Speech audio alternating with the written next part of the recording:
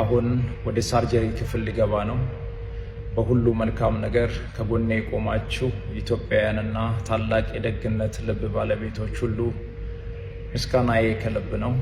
በተለይም በክብርት ካንቲባ ወይዘሮ አዳነች አቤቤ አስተባባሪነት ኤምኤንአርሲ ሮው ማቴሪያል ኤክስፖርት ኤንድ ኢምፖርት ፒኤልሲ ላደረጉልን ከፍተኛ ድጋፍ በእጅጉ እናመሰግናለን።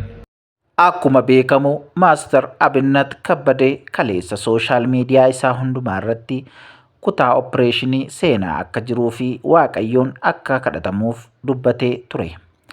Namni hundumtuu biyya keessas biyya alaas kan jiru sabni Itoophiyaa Waaqayyoon naaf kadhatu jedhee dubbatee ture.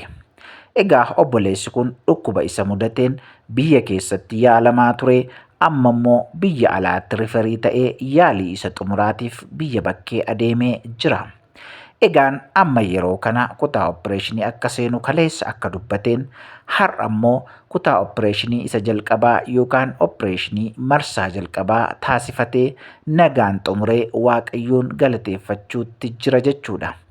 Egaa sabii Itoophiyaa hundumtuu Waaqayyoon akka galateeffattaniif isiniinis isin galateeffatee ammas sooshaal miidiyaa isaa irratti ibsee jira jechuudha.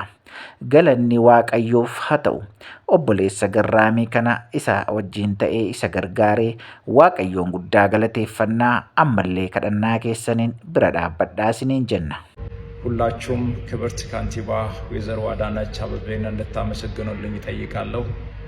ስማችሁ እዚህ ያልተጠቀሰ የጭንቅ ቀን ወዳጆቼ ሕክምናዬን እንደጨረስኩ በታላቅ ምስጋና ፕሮግራም እንደምንገናኝ እምነቴ ሙሉ ነው።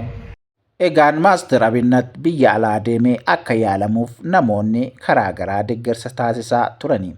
Keessumatti kantiibaa magaalaa Finfinnee kan taate aadde Adaanech Abeebee baay'ee kan deeggaraa turtee fi tumsa guddaa kan taasisaa turtedha.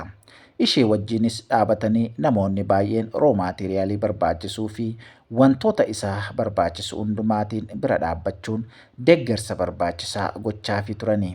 Maaster Abinnatis hunduma isaanii walitti qabee galateeffatee akkasumas immoo gaafa Waaqayyo fayyaadhaan gara biyya kanaatti isa deebisee waliin taanee Waaqayyoonis galateeffannaa jedhee dubbatee jira.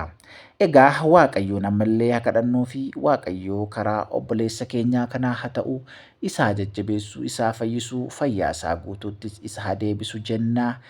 Namni biyya keenyaa kan hundumtuu kadhadhaa fi Waaqayyoonis barbaaddatee akka fayyuuf Waaqayyoon kadhadhaa fi isiniin jenna. ደጉ የአገሬ ሕዝብ አሁንም በጸሎታችሁ አትርሱኝ። አመሰግናለሁ።